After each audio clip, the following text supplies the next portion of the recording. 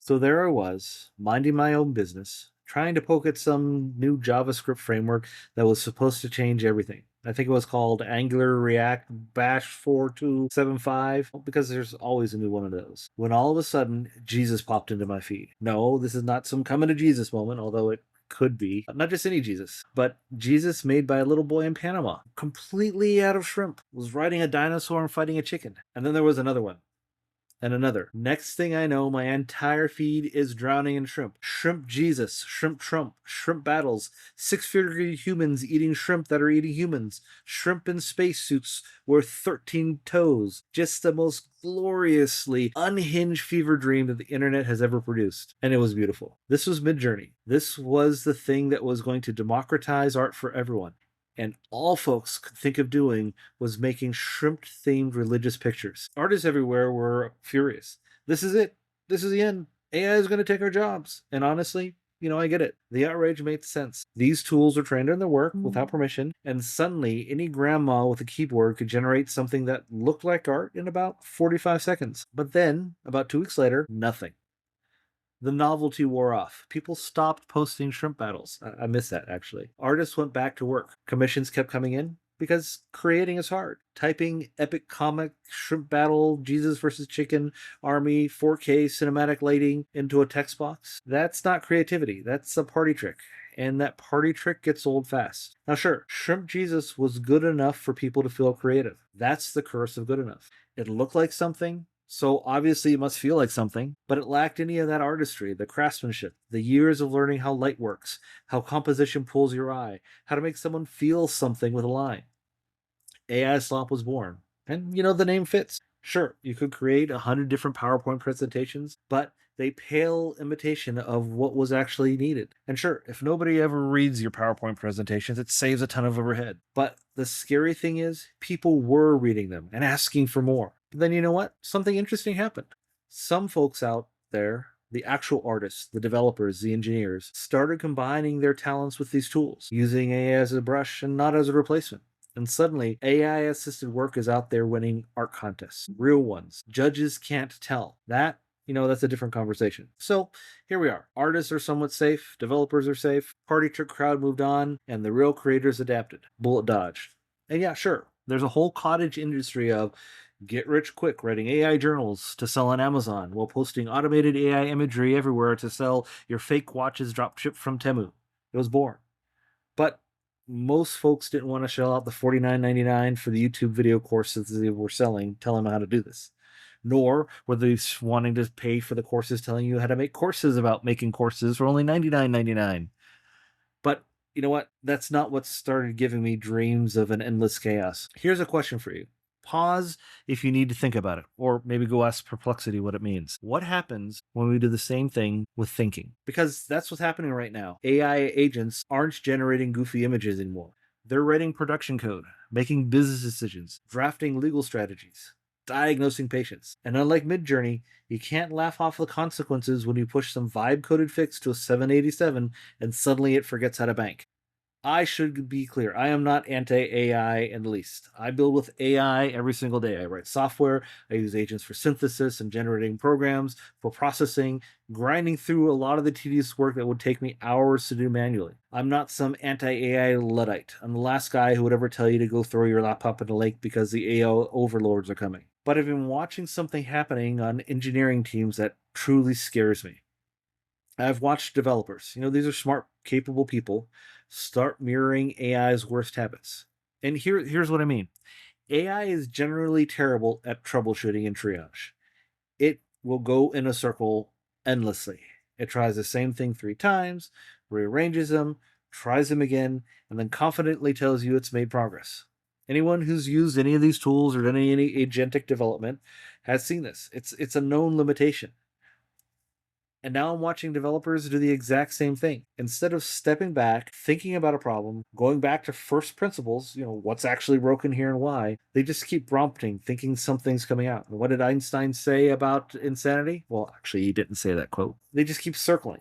They keep feeding the loop. They're not using the tool anymore. They're becoming it. This is the part that matters. It's not because they're lazy. It's not because they don't have anything else better to do. It's not even because AI is that convincing. It's because thinking is hard. And we have never, as a species, been great about doing things when an easier option is available. Look, this didn't start with AI. We've been building permission structures to avoid thinking for eons. Laws, religion, regulations, policies. Don't get me wrong. As a society, we need a lot of those things. But be honest about what they also do. It's the law is a complete sentence now. It wasn't a sentence starter or a conversation piece. It ends the conversation. You don't have to wrestle with the ethical implications of something if a rule already tells you what to do. Company policy says just turn in the paper. Great. I don't have to judge. I just follow. AI is the newest and most seductive version of this because it doesn't just give you a rule to follow, it gives you an answer that you think is right. And the answer sounds smart. It sounds confident. It's articulate. It's structured. Deferring to it doesn't feel like giving up. It feels responsible. I did this. I made this choice. And you know what? I'm going to give you a personal example here of what this is doing to us. So for years, I've always Googled everything. Well, so has my wife. We've used it to double check everything. So, totally normal. What year did the movie come out? Did the CGI Kurt Russell as the young self a monarch? Oh, wait, that's his actual son. A quick search, confirm, move on, no issues. Well, now she asks Gemini, and there's no problem with that. Asking is what we want to do. It getting that search results back is great, but she asks about everything, and whatever comes back, that's the answer. No checking, no questioning. Done. Our text threads are full of massive copy paste answers she just pulled directly from there. She asks Gemini and puts the response in there rather than typing it herself. There's no review, there's no content, just here's what AI says, so it must be right. Here's where it gets personal. We were talking about Crystal McAuliffe the other day, the teacher who was supposed to be the first teacher in space, Challenger disaster. I was there for this. I was sitting in third grade watching the launch on TV when they wheeled that TV into the classroom, and that's when the shuttle broke apart. Every kid in the room was asking, is this supposed to happen? And the teachers just, quietly turned off the TV and we never talked about it again. And I remember sitting there privately glad that our teacher hadn't won the NASA contest.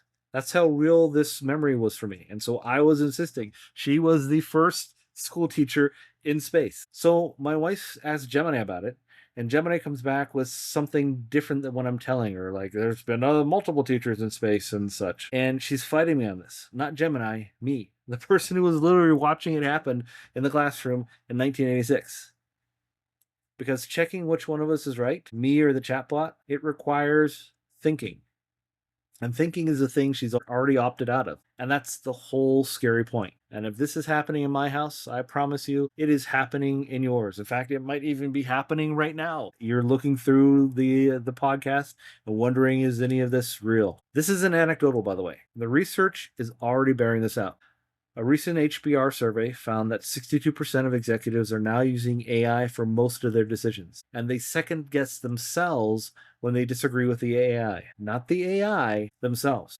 Doctors who's used AI-assisted tools for colonoscopy have got 6% worse at detecting tumors after a few months, not because the AI failed them, but because they stopped looking as hard and trusted the AI too much. Their muscles atrophied. Organizations are already scrambling to implement AI-free skilled assessment because they can see the degradation already happening in real time. This is a problem that's already here. This is a warning about the future. This is really a status report. But let me pull back for a second, because I'm a science fiction writer. And when I think about this, I don't just think about developers or my wife or weird people getting colonoscopies. I think about us as a species. Every civilization that we know of, because we're really the only civilization we know of, builds tools. That's what we do. There's fire, then language, and writing. Suddenly you got the printing press and the internet. And every one of those tools changed what it meant to be human. Changed how we see, what we value, what we bother to do for ourselves. That's not new. But there's a question buried in all of that I keep coming back to. What do you call a species that builds the thing that lets it stop being what it is? Cogito ergo sum. Not destroyed from the outside, not conquered, not outsmarted by some malevolent superintelligence, just abdicated, quietly, voluntarily. Because thinking was uncomfortable, and the machine made it so easy to just stop. Maybe this is a great filter that the Fermi paradox has been warning about. Maybe we're closer to the end. This was a short story I wrote about 2 years ago about the last human story than I ever imagined when I wrote it back then. We didn't lose the ability to think. We haven't. We've just stopped wanting to. And we built something beautiful and seductive to make sure we never have to again. And that's something we all need to start deeply thinking about.